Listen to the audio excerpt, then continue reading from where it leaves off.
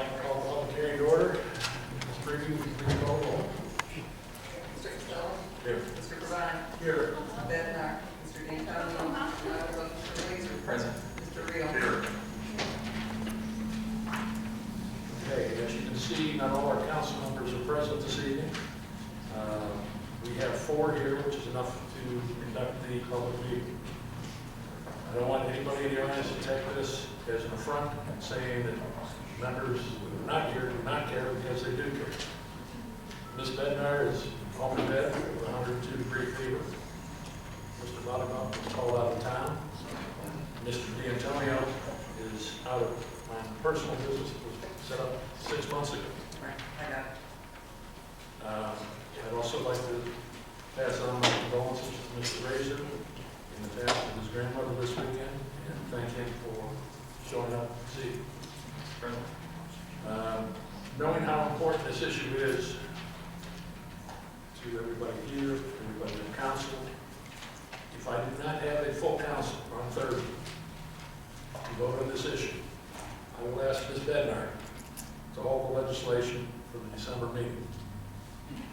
It must be voted on at the December meeting to meet the requirement of taking action within 90 days of the first reading.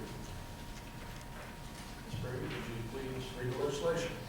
An ordinance enacted pursuant to section 1137.08 entitled amendments, providing for the amendment of the zoning district's map and zoning districts are reclassifying from R3 residential to C3 community retail parcels located at 1941, 1947, and 1955 Thorndale Avenue, authorizing amendment to the zoning district's map by the city engineer.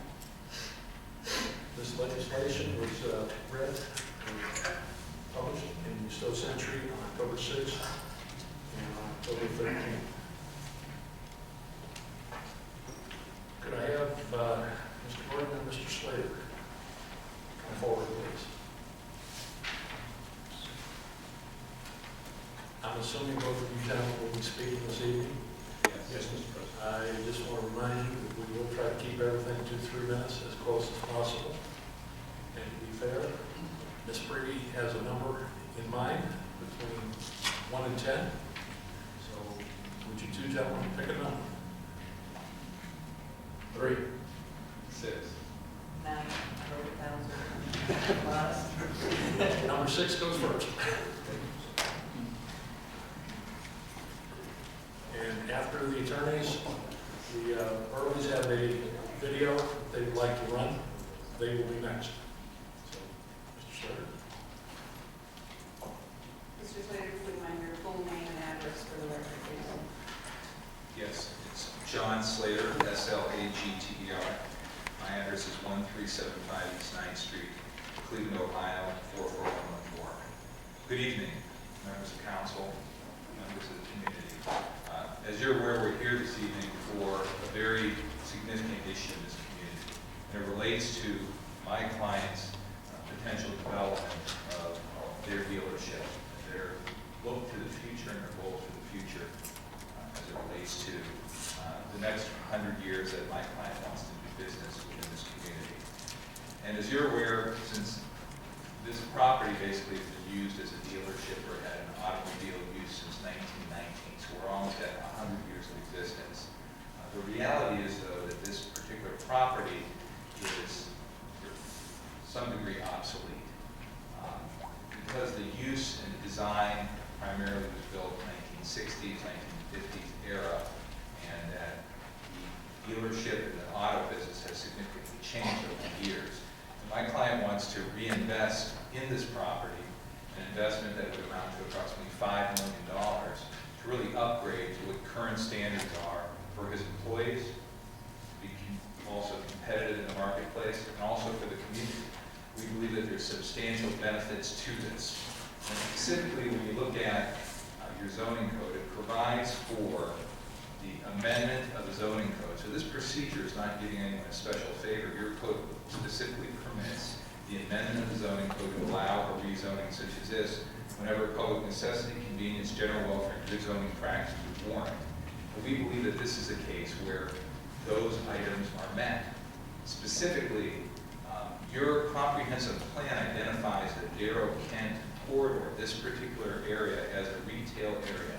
And that's significant, because if you look throughout the community, there's a lot of residential, primarily residential uses throughout your community. But your comprehensive plan identifies the importance of having business, retail, and allowing the existing businesses to properly be redeveloped. And the reality, the point that we've tried to make here, is that we're looking at a very reasonable redevelopment of our property. To make a $5 million investment in this property, you would think that we would be substantially expanding the business. In other words, that we're going to have substantially more parking spaces, cars or otherwise. And the reality is, this plan puts us at about the same watermark as we were before.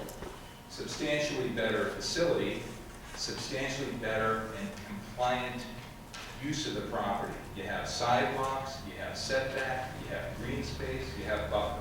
So it really does make sense in terms of what your code now requires, we're going to come in compliance with. Unfortunately, the difficult issue for you to decide is whether that compliance with the code, with the comprehensive plan, is proper when you're faced with a burden to the neighborhood.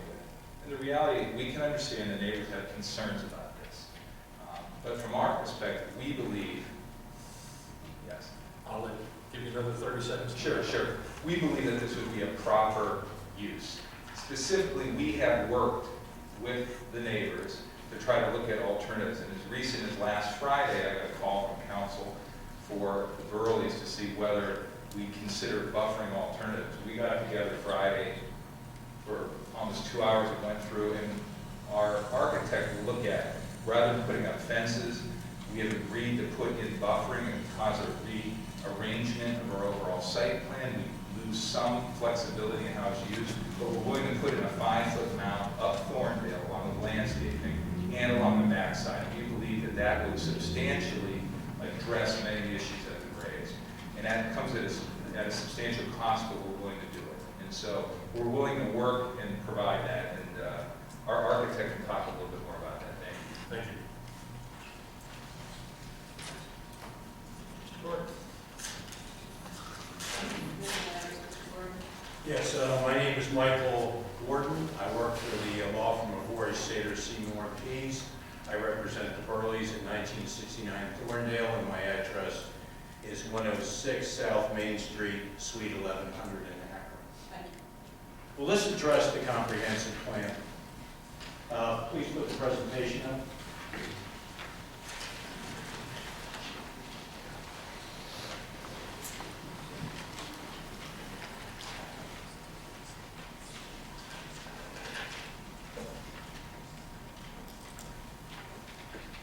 I hope you're not counting all this.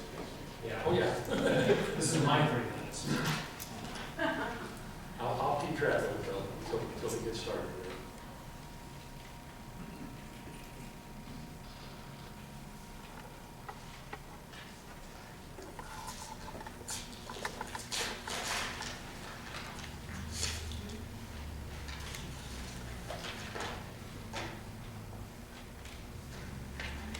Next slide, please.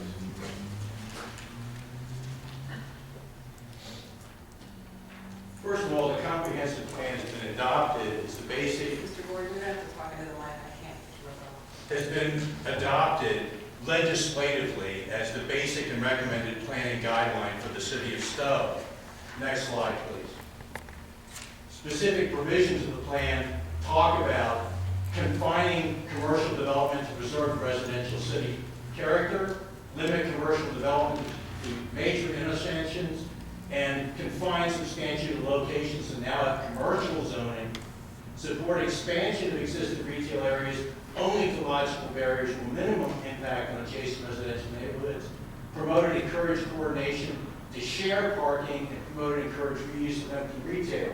The only provision of the comprehensive plan cited by the department is, next slide please, is 8.1, which has always been read in part to City Council, but never read in full, because you see in the bold print right there, support development of the commercial area around Darrow and Stent Road, intersections, continue to have a focus on retail and services. That's where the reading has stopped in the past.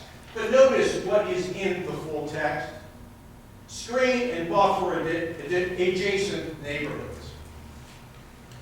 Every single phrase of the comprehensive plan talks about residential neighborhoods, and not one provision of the comprehensive code talks about tearing down houses, cutting down trees to expand a commercial business into a residential neighborhood. And yet you're being asked to find, and everyone keeps saying it's consistent with the comprehensive code. It is not. As far as the latest offers from Mr. Malhofer, they deal with site plans. And we got the answer on 5-foot berms at about 2 o'clock this afternoon, about 3 hours before this meeting. But that's not what we're talking about today, because there's no site plan for approval. What you're being asked to find as a matter of law, next slide please, is that public necessity requires this. There's not even a private necessity that requires this. Mr. Malhofer is not going to tell you that he's required to have a certain number of parking spaces on his lot. To his credit, he has said all he has is GM guidelines. He has not written a letter to GM to say, you know something, I have a dealership in a sensitive area adjacent to a residential neighborhood that existed since the 1920s. Can I have a variance from the guidelines in acknowledgement of the fact that I'm a historical dealership in an historical part of Stow, and that I might actually incur public wrath by expanding into a residential neighborhood against the comprehensive code of the city of Stow? That's what you're being asked to decide. Thank you very much. Okay. The Burleys have a video they would like to run. So, Dale, can you set that up?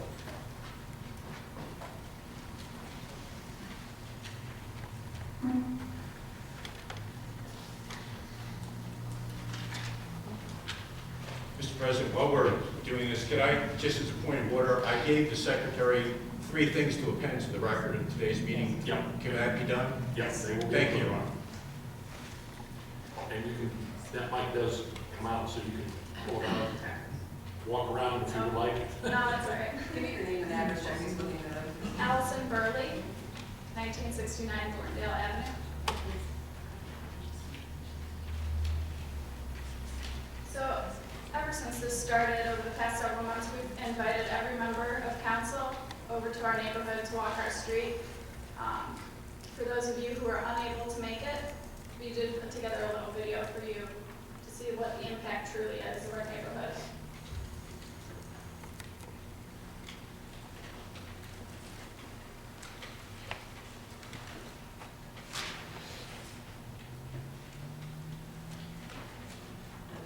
I've been here 41 years in this house. We bought this house was our starter house.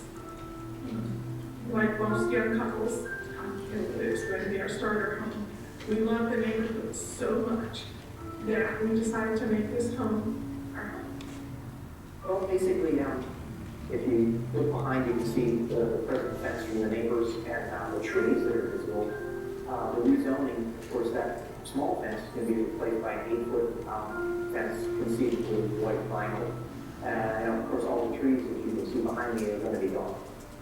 So the view that we have right now, especially during the summertime, is quite lovely. It's like living in the forest, basically.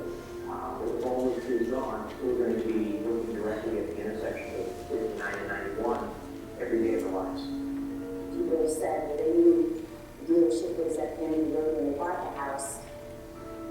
But as you can see, it's a lot different than being across the street from the house.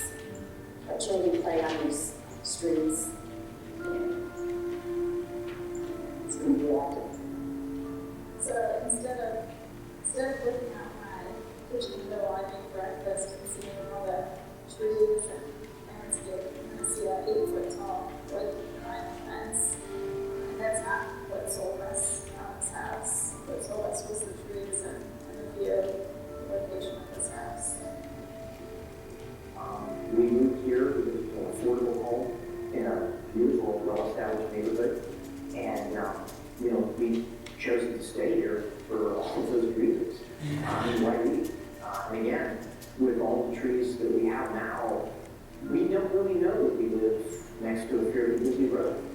There's so many other ways that us as a neighborhood have been trying to compromise and find different alternatives, and there are several.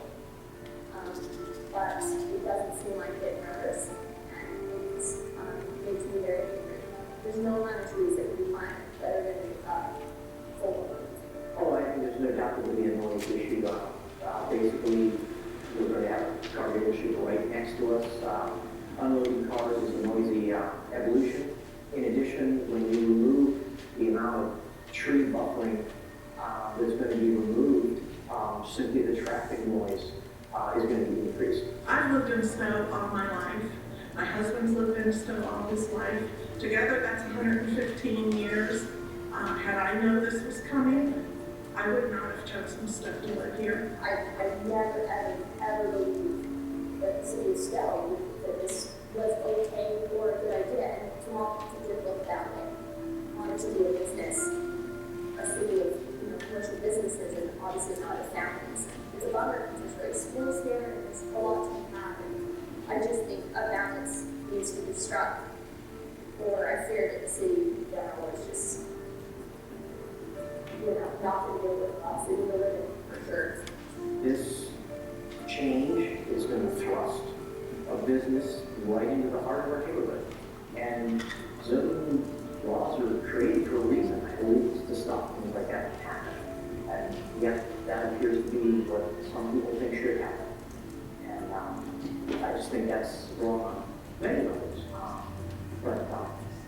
Yeah, it's going to change forever. Our neighborhood really will not be a neighborhood. It will be an utter village with houses around. You still have another 2 minutes if you would like to use it.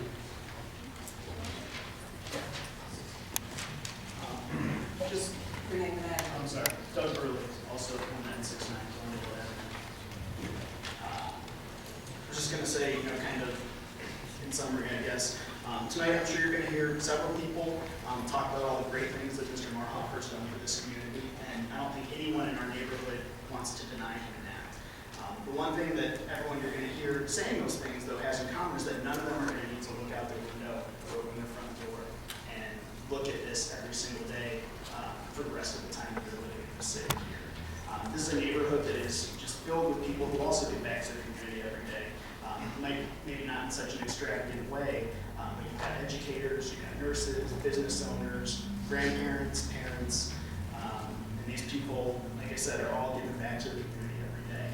We also invested in this community when we purchased our homes here, and we did that with the belief that the zoning codes and the comprehensive plan and the government of Stow would protect that investment for us and allow us to continue to enjoy our homes.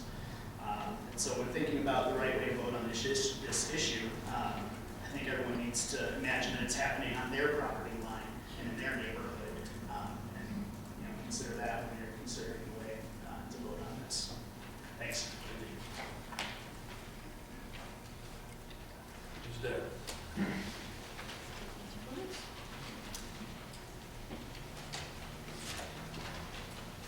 My name is Pam Deere, 2000 Elmwood Avenue, Stow, Ohio.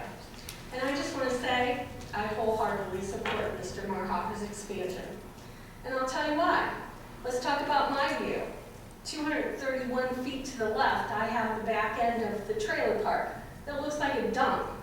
271 feet to my left, I have a homeowner who has a junkyard in his backyard. What I wouldn't give to have my ability to look over the rooftop of a brand new beautiful building or to live next to a wonderful project like Mr. Marhoffer instead of what I do have. Not to mention, the dealership provides the neighborhood with lighting and in the night, which does make the neighborhood safer. I have no lighting, my neighborhood is pitch black, and in return, we have a lot of crime. We have cars broken into, our children are exposed to meth paraphernalia found in a ditch, not able to ride their bikes on the street and enjoy life like they do in this neighborhood.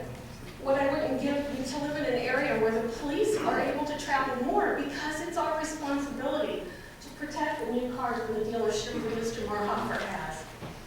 This expansion will definitely bring additional business to the surrounding businesses and perhaps improve the overall area, making it more business friendly and safer for me.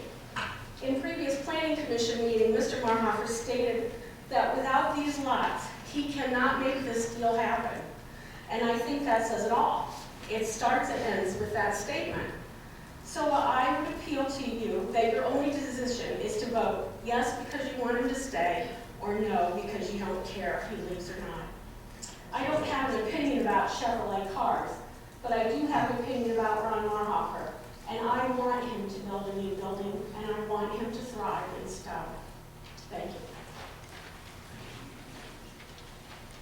I'm going left and right, or right and left, whichever. So, anybody on this side of the room want to speak now? Yes, sir. Again, name and address. Terry May, 3425 Market Avenue. We have attempted to compromise for 18 months, a year and a half, and received no valid offer of compromise from the applicant, as all options have been dismissed as not financially feasible for him. However, the negative financial implications to the residents are not being considered, nor does this even begin to consider our quality of life. We've coexisted here, myself for 41 years, others 20 plus years, and have been supportive of this business. We can't simply consider the needs of the business when the impact to the surrounding neighborhood, which predated this franchise, is so great. We ask that you vote against the rezoning of this neighborhood. You're going to hear tonight probably many people talking about all the things Ron Marhofer has done for the city. And we don't argue with that at all. But no business should be shown preferential treatment just because of monetary contributions to the community. Mr. Marhofer's generosity has been duly noted. No one is arguing the fact that he is a respected businessman, but this does not give entitlement to special consideration from the city. Mr. Marhofer's reward should be the satisfaction that occurs from giving the gifts and knowing they will help in perpetuating the very excellent Stow environment that has been so good to him. So may I have a copy of that? We'll give you a copy of the whole thing. Okay, thank you. Okay. Thank you. Yes. Back to the right side. Anybody on the right side? Mayor Frischel. Oh, okay. Good evening. My name is Mark Ferguson. I'm one of the owners of 4 Points Architectural, and we've been working with Ron Marhofer for the past 2 years to develop this site and make it a better site for the community. One of the things that I know we're here for is just a rezoning. Much of the site plan is going to be under review with the Planning Commission later on, but it has an impact on what we've been doing. For the last 2 years, we've been trying to plan properly the development of this land. And it comes from a lot of interest that we have to make it right. I live right down the road too. I served in the Planning Commission for Monroe Falls for the last 6 years. Now I'm on the Zoning Appeals Board. So I do have a strong interest in doing proper planning and making sure it's right. We can have the revised site plan up there.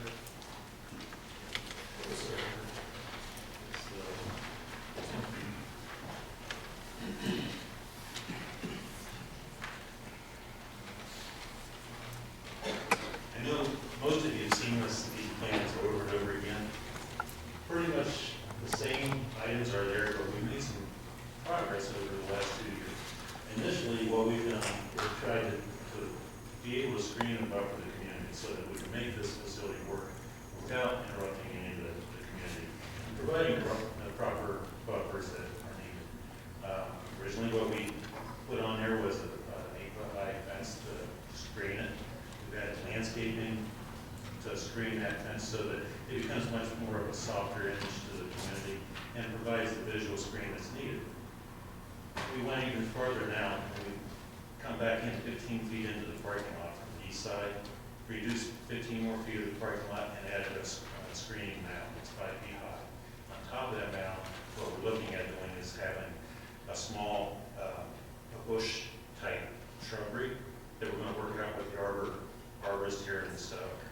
And then we're going to take and stagger trees down through there that will mature and grow and become much healthier in the future. With both of these buffers, it's going to be a higher screen than what we had planned before with the fence. It's going to be something that's going to grow, it's going to be natural. It will be a nice soft buffer. We're also reducing some of the parking that's there, and we're creating a buffer that's more soft and more neighborly.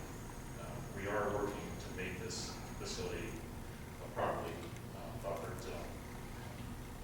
And we've been working that way ever since the beginning, even when we tried to make Thorndale more private street.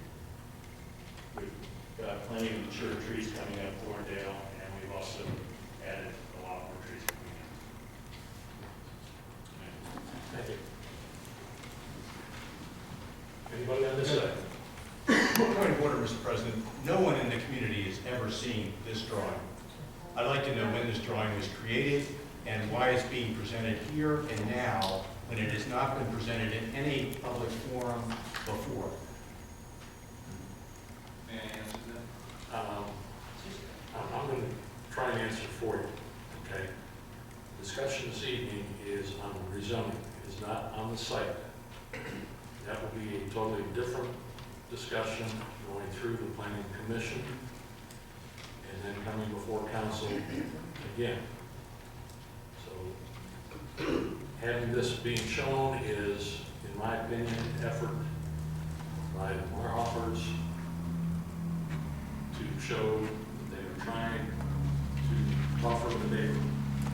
But again, this is a site issue, it's not the rezoning of the property issue. I understand, Mr. President, but you have two council members and the mayor have sponsored negotiations between the community and Mr. Marhoffer. We can't hear you. I'll let you come up, and I'll let Mr. Slater. No, the only objection I have, Mr. President, is two council members have tried to facilitate negotiations between the community and Mr. Marhoffer, and this diagram has never been produced. This has never been proposed, even to the people of the community of Thorndale. And for that reason, to have it even considered here at a public hearing, when you yourself say the site plan is irrelevant here. But this is an attempt to present something to council at a public hearing that has never been presented in the context of negotiation. Okay, thank you. Mr. Slater. The reality is that this site plan, actually, we saw it for the first time. How did that come about? Because the finger's being pointed at us as something is awry here. The reality is that we attended the multiple meetings that we had with the city. And at that time, as you know, the primary issue was whether this, you needed all the 3 lots that are being proposed to be rezoned. And the position of the residents was, well, maybe 2 might be okay, but it very well work. And unfortunately, we hit a loggerhead as a result of that. We made a monetary offer also to try to resolve the situation. It didn't work, and we did. Both sides spent a lot of time on it. Where this came from was I got a call from Mr. Gordon on Friday saying, would your client consider if we could get the neighbors on board doing a mound rather than a fence, because that's a big issue, and they're really concerned about the screen. That day, I met with Mr. Marhofer immediately and said, let's get together, will it work? We moved our 10-foot setback to some 25 feet, lost some parking spaces, and came up with a mound on the back. I called Mr. Gordon on Saturday and said, you know what, it looks like we can do it. We can put a 5-foot mound there. And so we worked on a weekend, Saturday, and he said, well, we actually want that mound all the way down Thorndale. And I said, I don't know if there's proper space there. I don't know if that'll work or not. I called Mr. Marhoff. We spent Saturday working on it. And we came up with, you know what, there's room there. We could probably do a 3 to 4 foot mound. We just don't have the same space. I got an email from Mr. Gordon on Sunday saying, well, they're looking, it's got to be probably at least 5 feet. And I'm paraphrasing here. And that's when we spoke, took another look at it, and did a revised plan that came out this morning. So the reality is, I know at the end of the day, you want to see us try to work together. We've moved heaven and earth to kind of come to this point. With these 3 lots, we can put proper buffering that would be 5 feet high with landscaping. Now, I know it's not site plan approval, but clearly it's been an issue. So, thank you. Okay. We're on this side. Yes, sir. And again, I'm going to caution everybody, please, this is in regards to rezoning, this is not in regards to the site.